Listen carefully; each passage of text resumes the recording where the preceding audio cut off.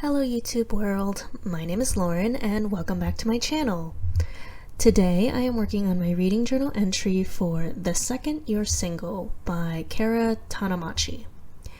If you've seen my Valentine's Day book review video, you know that this is not my favorite book, and I had a number of issues with it. I didn't go into too much detail of the problems I had with the book during that video, but for this one I'm going to give you my full review. So for those of you who haven't heard of this book before, it is a contemporary romance about a freelance writer named Sora Reed. She does not have a great dating history, one broken marriage and a recent relationship where she found out that the man was married. So it makes sense that Sora is boycotting Valentine's Day. She takes it as far as pledging to stay single for the entire month of February and creates a huge online community about this by writing about it for an online magazine she works for and coining a catchy phrase, #GoSolo. But of course, as soon as she declares all of this, she runs into a childhood friend at the grocery store. Jack Man was a chubby kid who Sora went to kindergarten with, but he had to move away after that. Since then, he has had a glow up and Sora is now attracted to him. And of course, he has had a secret crush on Sora while they were in school and ever since then. So will Sora break her #GoSolo campaign to date Jack, or can she wait the 4 weeks before going out with him? And this is my first critique of the book. The quote-unquote conflict was so lame because I felt like waiting until March to date was not that hard. February is literally the shortest month, and Sora and Jack didn't even really start having feelings for each other until after Valentine's Day. So there was really only 2 weeks left. And yes, I know there was a specific reason why she felt like she had to go see Jack before the end of February, but it just didn't feel like high enough stakes. Like, he would understand if she didn't go, and if she did go, she could have lied or maybe omitted it from her online magazine. I know it's not very ethical, but it's not like people are entitled to her personal life details anyway. And the second thing that bothered me with this book is that Jack's chapters read as if he is still in elementary school. Not like he's a full-grown man or anything. I do not believe that men think like how Jack did in this book. He was all blinded by his kindergarten crush, and it honestly felt like puppy love to me. So I wasn't too invested in the romance between him and Sora. And speaking of the writing style of this book, the third thing that I had issue with was that sometimes I felt like there were some unnecessary descriptions.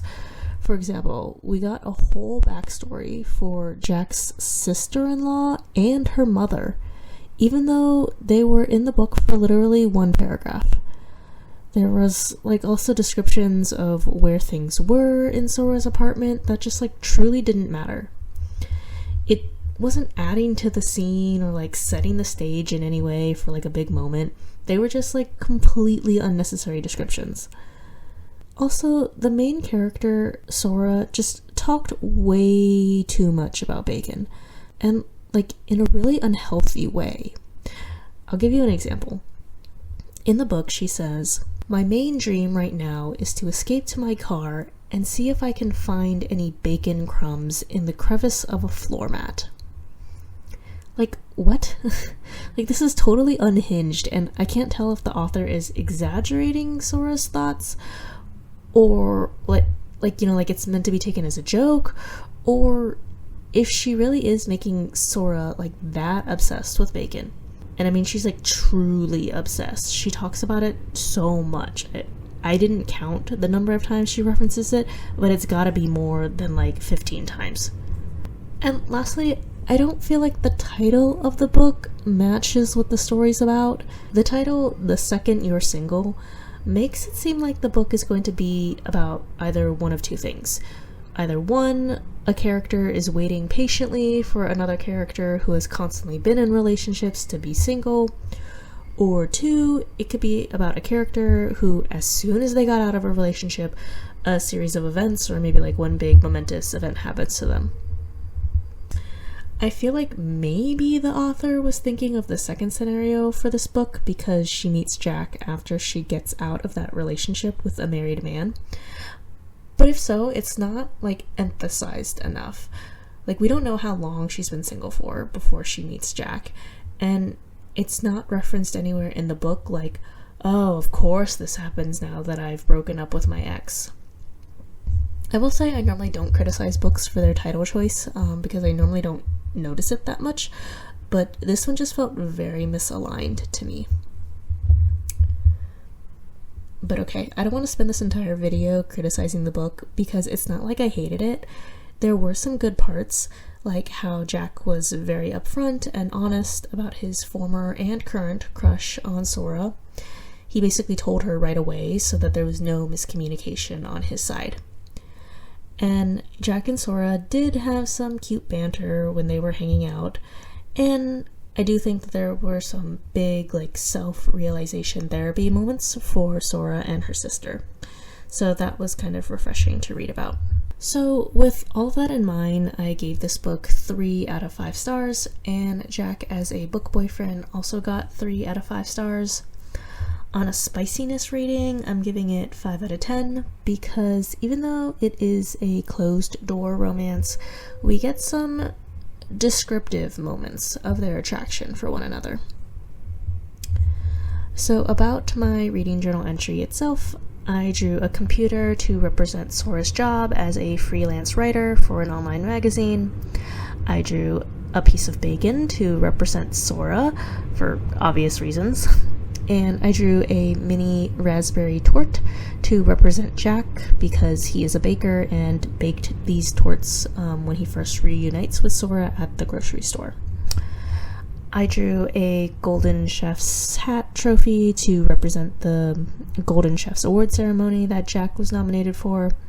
And I drew a ceramic bowl with a gold-filled crack because Sora's grandmother has a bowl like this in the book, and it is significant for Sora's self-realization moment.